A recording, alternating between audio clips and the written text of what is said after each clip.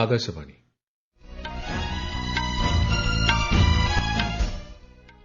നമസ്കാരം. വാർത്തകൾ വായിക്കുന്നത് സുധീൻ സേനുദ്ദീൻ.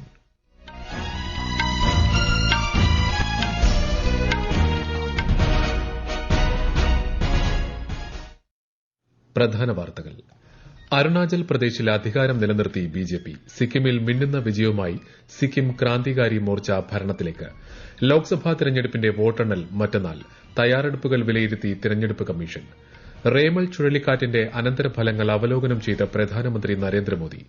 രാജ്യത്തെ ഉഷ്ണതരംഗ സാഹചര്യവും പ്രധാനമന്ത്രി വിലയിരുത്തി. അടുത്ത 4 ദിവസം രാജ്യത്തിന്റെ വടക്ക് കിഴക്കൻ മേഖലയിലും ദക്ഷിണേന്ത്യയിലും കനത്ത മഴ തുടരുമെന്ന് കേന്ദ്ര കാലാവസ്ഥാ വകുപ്പ്. പുരുഷ T20 ലോകകപ്പ് ക്രിക്കറ്റിൽ വെസ്റ്റ് ഇൻഡീസ് പപ്പുവ ന്യൂഗിനിയ മത്സരം അല്പസമയത്തിനുള്ളിൽ. ബോക്സിംഗ് 51 കിലോ വിഭാഗത്തിൽ ഇന്ത്യയുടെ അമിത് പംഗലിന് ഒളിമ്പിക് യോഗ്യത. വാർത്തകൾ വിശദമായി. അരുണാചൽ പ്രദേശ് സിക്കിം നിയമസഭാ തെരഞ്ഞെടുപ്പിന്റെ വോട്ടെണ്ണൽ പൂർത്തിയായി. അരുണാചലിൽ 46 സീറ്റുകളിൽ വിജയിച്ച് ബിജെപി അധികാരത്തിലേക്ക്. സിക്കിമിൽ സിക്കിം ക്രാന്തികാരി മോർച്ചയ്ക്ക് മിന്നുന്ന ജയം. അരുണാചലിൽ ബിജെപിയെ വീണ്ടും അധികാരത്തിലെത്തിച്ച ജനങ്ങൾക്ക് പ്രധാനമന്ത്രി നരേന്ദ്രമോദി നന്ദി അറിയിച്ചു. സിക്കിം തെരഞ്ഞെടുപ്പിൽ മികച്ച വിജയം സ്വന്തമാക്കിയ സിക്കിം ക്രാന്തികാരി മോർച്ച പാർട്ടിയെയും മുഖ്യമന്ത്രി പ്രേംസിംഗ് തമാങ്ങിനെയും പ്രധാനമന്ത്രി അഭിനന്ദിച്ചു. വിശദാംശങ്ങളിലേക്ക്.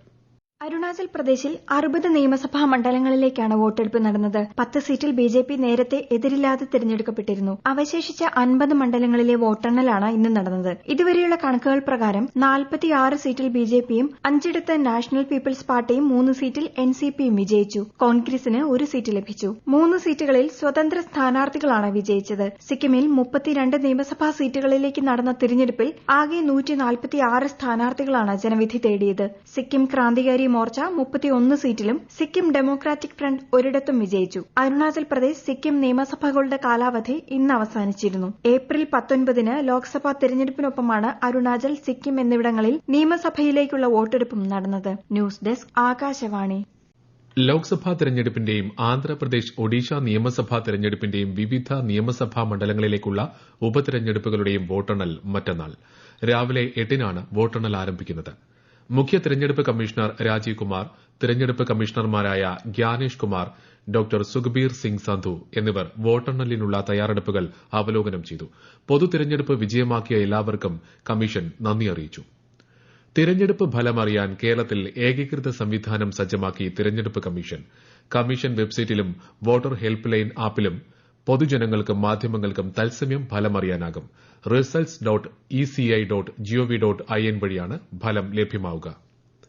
വോട്ടെണ്ണലിന് മുന്നോടിയായി ഭാവി തന്ത്രങ്ങൾ ആസൂത്രണം ചെയ്യാൻ കോൺഗ്രസ് നേതാക്കളുടെ യോഗം ഇന്ന് ന്യൂഡൽഹിയിൽ വിളിച്ചു ചേർത്തു.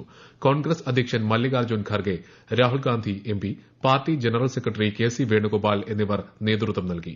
കോൺഗ്രസിന്റെ ലോക്സഭാ സ്ഥാനാർത്ഥികളും നിയമസഭാ നേതാക്കളും പ്രദേശ് കോൺഗ്രസ് കമ്മിറ്റി അധ്യക്ഷരും ഓൺലൈൻ യോഗത്തിൽ പങ്കെടുത്തു. വോട്ടെണ്ണലിന് മുന്നോടിയായി കേന്ദ്രമന്ത്രി അമിത്ഷാ ജില്ലാ മജിസ്ട്രേറ്റുമാരെ സ്വാധീനിക്കാൻ ശ്രമിച്ചതായുള്ള ആരോപണത്തിൽ കൂടുതൽ വിവരങ്ങൾ കൈമാറണമെന്ന് കോൺഗ്രസിനോട് ആവശ്യപ്പെട്ട് തിരഞ്ഞെടുപ്പ് കമ്മീഷൻ. 150 ജില്ലാ മജിസ്ട്രേറ്റുമാരെ അമിത്ഷാ ഫോണിൽ വിളിച്ച് സ്വാധീനിക്കാൻ ശ്രമിച്ചതായി കോൺഗ്രസ് നേതാവ് ജയറാം രമേശ് ആരോപിച്ചിരുന്നു. തിരഞ്ഞെടുപ്പ് പെരുമാറ്റച്ചട്ടം നിലവിലുള്ള കാലയളവിൽ എല്ലാ ഉദ്യോഗസ്ഥരും കമ്മീഷന്റെ കീഴിലാണെന്നും ഇത്തരമൊരു പരാതി ആരും ഉന്നയിച്ചിട്ടില്ലെന്നും ജയറാം രമേശിന് അയച്ച കത്തിൽ തിരഞ്ഞെടുപ്പ് കമ്മീഷൻ വ്യക്തമാക്കി. വിഷയത്തെ ഗൌരവപൂർവ്വം സമീപിക്കുമെന്നും കമ്മീഷൻ പറഞ്ഞു.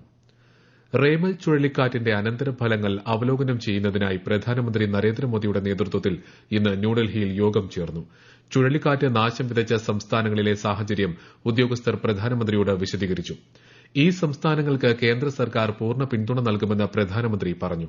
ദുരന്തബാധിത പ്രദേശങ്ങൾ സാധാരണ നിലയിലേക്ക് കൊണ്ടുവരുന്നതിനാവശ്യമായ സഹായം നൽകണമെന്നും സ്ഥിതിഗതികൾ പതിവായി അവലോകനം ചെയ്യണമെന്നും അദ്ദേഹം ആഭ്യന്തര മന്ത്രാലയത്തിന് നിർദ്ദേശം നൽകി. രാജ്യത്തെ ഉഷ്ണതരംഗ സാഹചര്യം വിലയിരുത്താൻ പ്രധാനമന്ത്രി നരേന്ദ്രമോദിയുടെ അധ്യക്ഷതയിൽ യോഗം ചേർന്നു.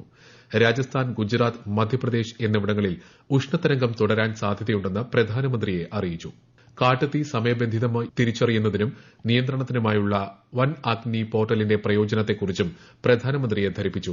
അതേസമയം തീപിടുത്തങ്ങൾ തടയുന്നതിനുള്ള കൃത്യമായ പരിശീലനങ്ങൾ പതിവായി നടത്തണമെന്ന് ശ്രീ മോദി യോഗത്തിൽ നിർദ്ദേശം നൽകി.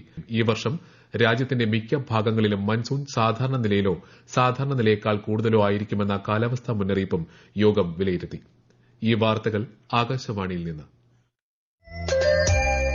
ആകാശവാണി വാർത്തകളും വാർത്താധിഷ്ഠിത പരിപാടികളും all India radio news Thiruvananthapuram എന്ന യൂട്യൂബ് ചാനലിൽ ലഭ്യമാണ്. കൂടുതൽ വാർത്തകൾക്കായി all India radio news Thiruvananthapuram എന്ന ഫേസ്ബുക്ക് പേജും @AR_News_TVM എന്ന എക്സ് ഹാൻഡിലും സന്ദർശിക്കാം. മധ്യവേനൽ അവധിക്ക് ശേഷം കേരളത്തിലെ സ്കൂളുകൾ നാളെ തുറക്കും. സ്കൂൾ പ്രവേശനോത്സവത്തിന്റെ സംസ്ഥാനതല ഉദ്ഘാടനം Ernakulam Elamakkara government higher secondary സ്കൂളിൽ മുഖ്യമന്ത്രി പിണറായി വിജയൻ നാളെ രാവിലെ നിർവഹിക്കും. 3 ലക്ഷത്തോളം കുട്ടികൾ ഇത്തവണ 1ാം ക്ലാസ്സിലെത്തുമെന്നാണ് പ്രതീക്ഷ. രാജ്യത്തിന്റെ വടക്ക് കിഴക്കൻ മേഖലയിലും ദക്ഷിണേന്ത്യയിലും അടുത്ത 4 ദിവസം ശക്തമായ മഴ തുടരുമെന്ന് കേന്ദ്ര കാലാവസ്ഥാ വകുപ്പ്. അരുണാചൽ പ്രദേശ്, അസം, മേഘാലയ, പശ്ചിമബംഗാളിന്റെ ഗംഗാ സമതല മേഖല, സിക്കിം, മണിപ്പൂർ എന്നിവിടങ്ങളിലാണ് മഴ മുന്നറിയിപ്പുള്ളത്. വടക്ക് പടിഞ്ഞാറൻ സംസ്ഥാനങ്ങളിലും മധ്യകിഴക്കൻ മേഖലയിലും താപനില 3 ഡിഗ്രി സെൽഷ്യസ് വരെ കുറയുമെന്നും കാലാവസ്ഥാ വകുപ്പ് അറിയിച്ചു. ഡൽഹി ഉൾപ്പെടെ കനത്ത ചൂട് തുടരുന്ന പ്രദേശങ്ങളിൽ അടുത്തയാഴ്ച നേരിയ മഴയ്ക്ക് സാധ്യതയുണ്ടെന്നാണ് റിപ്പോർട്ട്. കേരളത്തിലും അതിശക്തമായ മഴയ്ക്ക് സാധ്യതയെന്ന് കേന്ദ്ര കാലാവസ്ഥാ വകുപ്പ്.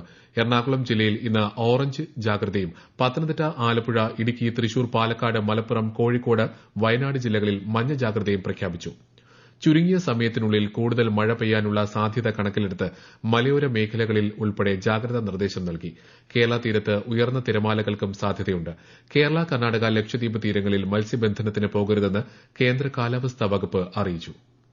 ദേശീയ തലസ്ഥാനത്തെ ജലക്ഷാമം പരിഹരിക്കാൻ അയൽ സംസ്ഥാനങ്ങളിൽ നിന്ന് അധിക ജലവിതരണം ആവശ്യപ്പെട്ട് ഡൽഹി സർക്കാർ സമർപ്പിച്ച ഹർജി സുപ്രീംകോടതി നാളെ പരിഗണിക്കുമെന്ന് റിപ്പോർട്ട്. ഹരിയാന, ഹിമാചൽ പ്രദേശ് സംസ്ഥാനങ്ങളിൽ നിന്നും 1 മാസത്തേക്ക് അധിക ജലം വിട്ടു നൽകണമെന്നാണ് ഹർജി. കൂടുതൽ വെള്ളം നൽകണമെന്ന് അഭ്യർത്ഥിച്ച് ജലമന്ത്രി അതിഷി ഹരിയാന, ഉത്തർപ്രദേശ് മുഖ്യമന്ത്രിമാർക്ക് കത്തയച്ചിരുന്നു. വിഷയത്തിൽ അടിയന്തര ഇടപെടൽ ആവശ്യപ്പെട്ട് കേന്ദ്ര സർക്കാരിനെയും സമീപിച്ചിട്ടുണ്ട്. T20 ക്രിക്കറ്റ് ലോകകപ്പിൽ വെസ്റ്റ് ഇൻഡീസും പപ്പുവ ന്യൂഗിനിയയും തമ്മിലുള്ള മത്സരം അല്പസമയത്തിനുള്ളിൽ. ഗയാനയിലെ പ്രൊവിഡൻസ് സ്റ്റേഡിയത്തിലാണ് മത്സരം. ഇന്ന് നടന്ന ഉദ്ഘാടന മത്സരത്തിൽ അമേരിക്ക കാനഡയെ 7 വിക്കറ്റിന് പരാജയപ്പെടുത്തി. നാളെ നടക്കുന്ന മത്സരങ്ങളിൽ നമീബിയ ഒമാനെയും ശ്രീലങ്ക ദക്ഷിണാഫ്രിക്കയെയും നേരിടും. പാരീസ് ഒളിമ്പിക്സിന് യോഗ്യത നേടി ഇന്ത്യൻ ബോക്സിംഗ് താരം അമിത് പംഘൽ ബാങ്കോക്കിൽ നടന്ന ക്വാർട്ടർ മത്സരത്തിൽ ചൈനയുടെ ചുവാങ് ലിയുവിനെ കീഴടക്കി സെമിയിൽ കടന്നതോടെയാണ് അമിത് പംഘൽ ഒളിമ്പിക് യോഗ്യത ഉറപ്പാക്കിയത്. 51 കിലോ വിഭാഗത്തിലാണ് താരം മത്സരിക്കുന്നത്.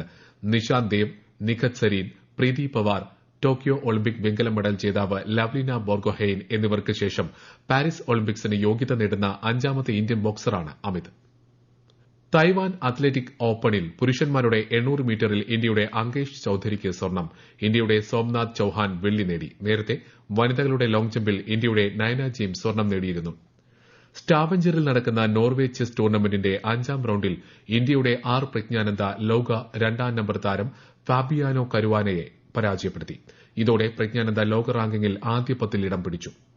4ാം റൌണ്ടിൽ അമേരിക്കയുടെ ഹിക്കാരു നക്കാമുറയോട് ഇന്ത്യൻ താരം പരാജയപ്പെട്ടിരുന്നു. 3ാം റൌണ്ടിൽ ലോക 1ാം നമ്പർ താരം മാഗ്നസ് കാൾസനെയും പ്രജ്ഞാനന്ദ തോൽപ്പിച്ചിരുന്നു. ഇന്ന് അർബുദത്തെ അതിജീവിച്ചവരുടെ ദേശീയ ദിനം. എല്ലാ വർഷവും ജൂണിലെ ആദ്യ ഞായറാഴ്ചയാണ് ദിനാചരണം സംഘടിപ്പിക്കുന്നത്. അർബുദത്തെ അതിജീവിച്ചവരുടെ ജീവിതം സന്തോഷപ്രദമാക്കുന്നതിനും വെല്ലുവിളികൾ നേരിടുന്നതിനും പ്രേരണയാവുകയാണ് ദിനാചരണത്തിന്റെ ലക്ഷ്യം. ജർമ്മനിയിൽ കനത്ത മഴയെ തുടർന്നുണ്ടായ വെള്ളപ്പൊക്കത്തിൽ 600-ലധികം പേരെ മാറ്റിപ്പാർപ്പിച്ചു. 1300-ലധികം പേരോട് സുരക്ഷിതമായ ഇടങ്ങളിലേക്ക് മാറാൻ അധികൃതർ നിർദ്ദേശം നൽകി. തുടർച്ചയായി പെയ്ത കനത്ത മഴയിൽ ഡൊണാവ്, നെക്കാർ, ഗുവൻസ് ഉൾപ്പെടെയുള്ള നദികളിൽ ജലനിരപ്പ് ഉയർന്നതാണ് തീരദേശ നഗരങ്ങളിലും പട്ടണങ്ങളിലും വെള്ളപ്പൊക്കത്തിന് കാരണമായത്. ബവേറിയയിലെ 10 ജില്ലകളിൽ അടിയന്തരാവസ്ഥ പ്രഖ്യാപിച്ചു.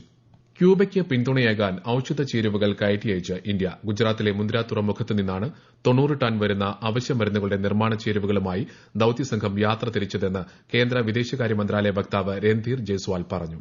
പ്രധാന വാർത്തകൾ വീണ്ടും. അരുണാചൽ പ്രദേശിൽ അധികാരം നിലനിർത്തി ബിജെപി. സിക്കിമിൽ മിന്നുന്ന വിജയവുമായി സിക്കിം ക്രാന്തികാരി മോർച്ച ഭരണത്തിലേക്ക്. ലോക്സഭാ തെരഞ്ഞെടുപ്പിന്റെ വോട്ടെണ്ണൽ മറ്റന്നാൾ. തയ്യാറെടുപ്പുകൾ വിലയിരുത്തി തിരഞ്ഞെടുപ്പ് കമ്മീഷൻ. റേമൽ ചുഴലിക്കാറ്റിന്റെ അനന്തരഫലങ്ങൾ അവലോകനം ചെയ്ത പ്രധാനമന്ത്രി നരേന്ദ്രമോദി. രാജ്യത്തെ ഉഷ്ണതരംഗ സാഹചര്യവും പ്രധാനമന്ത്രി വിലയിരുത്തി. അടുത്ത 4 ദിവസം രാജ്യത്തിന്റെ വടക്ക് കിഴക്കൻ മേഖലയിലും ദക്ഷിണേന്ത്യയിലും കനത്ത മഴ തുടരുമെന്ന് കേന്ദ്ര കാലാവസ്ഥാ വകുപ്പ്. പുരുഷ T20 ലോകകപ്പ് ക്രിക്കറ്റിൽ വെസ്റ്റ് ഇൻഡീസ് പപ്പുവ ന്യൂഗിനിയ മത്സരം അല്പസമയത്തിനുള്ളിൽ. ബോക്സിംഗ് 51 കിലോ വിഭാഗത്തിൽ ഇന്ത്യയുടെ അമിത് പംഘലിന് ഒളിമ്പിക് യോഗ്യത. വാർത്തകൾ കഴിഞ്ഞു. അടുത്ത വാർത്താ പ്രക്ഷേപണം 8:35-ന്.